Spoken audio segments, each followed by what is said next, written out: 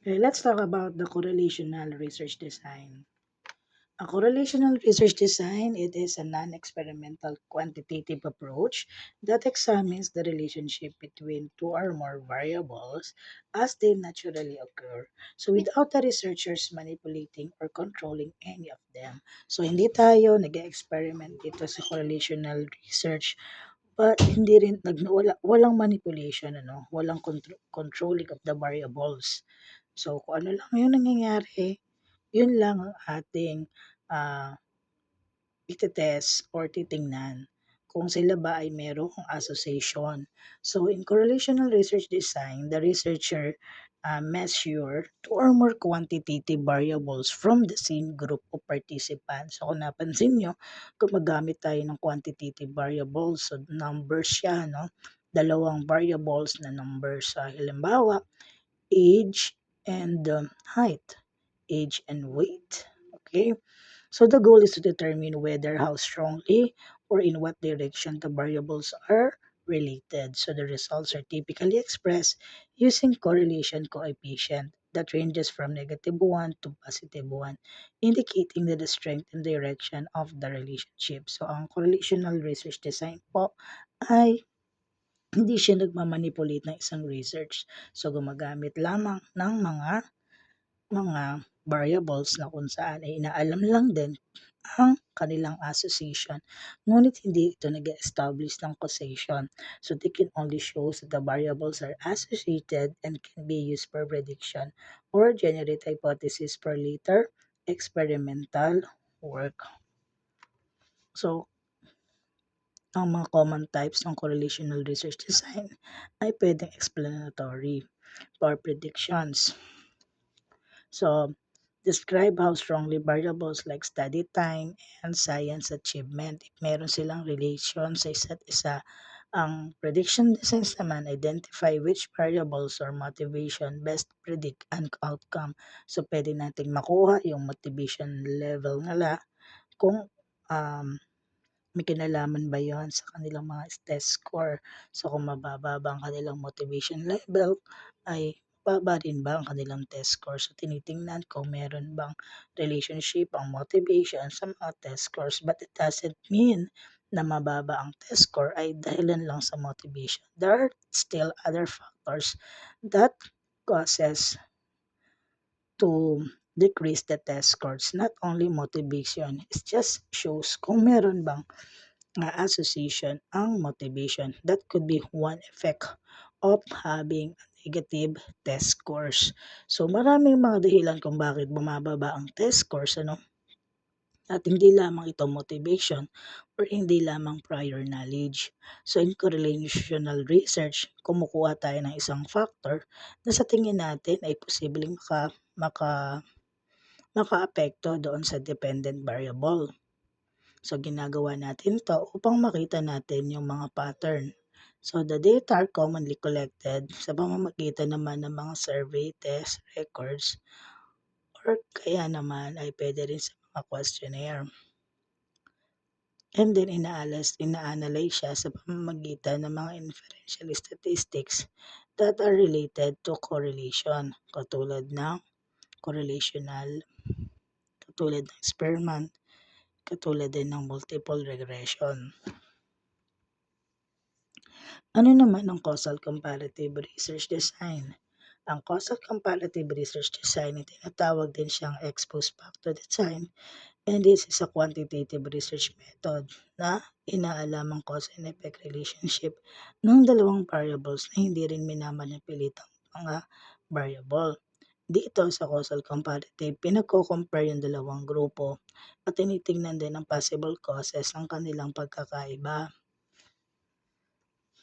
So ano ba ang purpose ng causal comparative? So to identify the possible causes, the difference between group, to analyze the relationship between the independent and dependent variable, and also to understand the effect of natural and existing condition. Ano naman ang limitation? Cannot prove doctor causation but only the association. The groups may be deeper in controllable variables. Example, the socioeconomic status, and it relies on accurate classification of existing condition. Ano naman experimental research design? Ang experimental research design is a quantitative approach in which the researchers manipulates one or more variable, the independent which has treatment in the intervention, while the dependent variables are the outcomes. But that measures the effect. Most definitions agree that true experimental design has these three key features: manipulation, random assignments, wherein the manipulation shows that the research is actively changing the independent variable. The random assignments naman, the participants can randomly allocate or place one participant into another condition. Another is a control or comparison. Lagi pong mayroong control group at meron din siyang treatment group. So usually, ang laman ng control group naman ay yung mga no treatment o yung mga standard practices. At yung treatment group naman, sila yung mga grupo na tumatanggap ng bagong intervention. Ano naman yung control of extraneous variable? We all know that the extraneous variable is about the information are the variables that cannot be controlled. It's hindi siya mawawala pero posible naman siyang makontrol.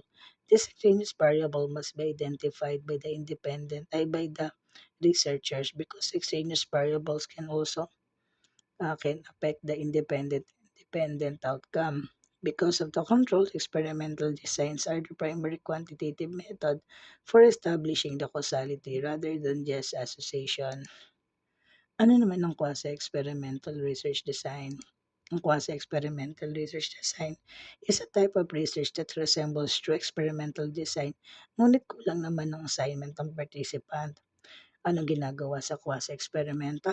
Ginagawa dito ay nagkakaroon lamang ng existing group, no?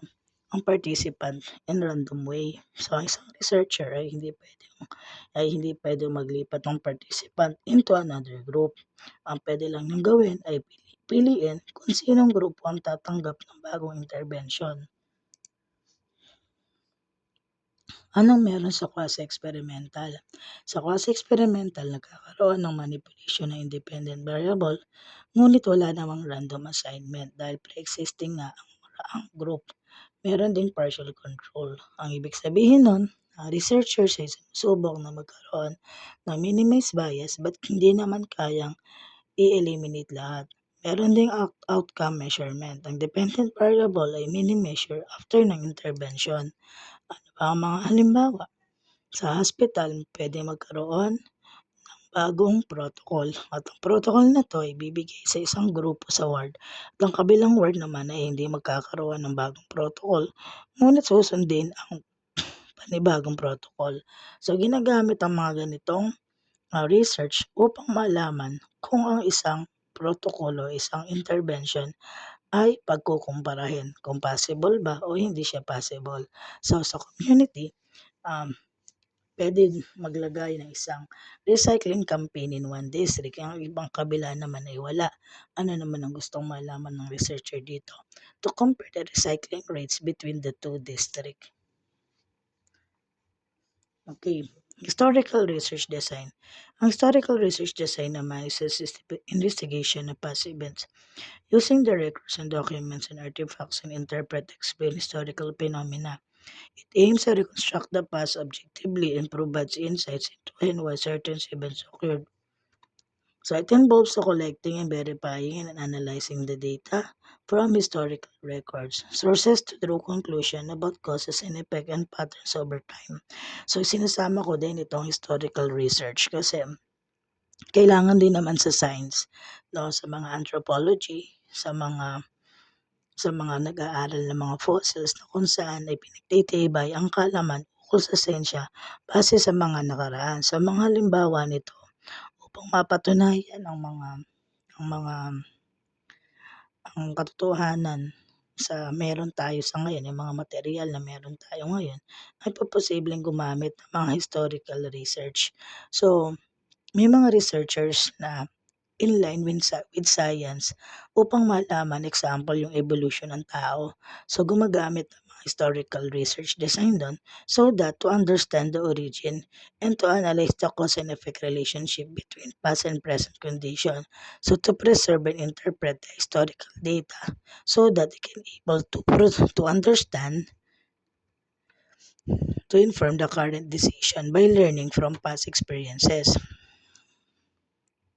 So saan nagre-rely ang historical research? Nagre-rely ang historical research sa primary sources and secondary sources. Ang primary sources ay mga letters, diaries, government records, photographs, and artifacts. Ang secondary sources naman ay ang mga halimbawa nito ang history books, journal articles, and documentaries. Sa To summarize, descriptive research design focuses on summarizing the characteristics of population and phenomena. Example nito, surveying students and study habits. So, hindi dito nagte-test ng cause and effect. Ang correlational design naman ay nag-examine lamang ng relationship between the variables but does not prove the causation. Experimental research design ay nagkakaroon ng manipulation ng variables in control setting. At meron din ditong randomly assignment. Unlikely and quasi-experimental research design, no? Nagkakaroon din ng experimental design, ngunit wala namang random assignment. Pero mas prone sa bias ang quasi-experimental research design. Experimental research design ang nagbibigay naman ng causation. Ang quasi-experimental design naman ay pwede ring maisagawa, ngunit marami ring mga bagay na hindi pwede para sa kanya. At ang quasi naman ay practical in real world setting, pwede sa schools, pwede sa hospitals. But ang tunay na experimental design ay makikita lamang kung mayroong random assignment. So for your evaluation, answer the 5 essay questions, write your answer in your notebook. So what is a descriptive research design? Explain its purpose and give one simple example. Number 2, what is the correlational research? Why can it prove the cause and effect? Give one example. Number 3, what is causal comparative research design? How is it different from experimental design? And give one example. Number 4, what makes experimental design special in research? Why is it called the gold standard? And give one example. And number 5, what is quasi-experimental design? How is it similar to the different from experimental design? So give one example. And that's all for our topic for today.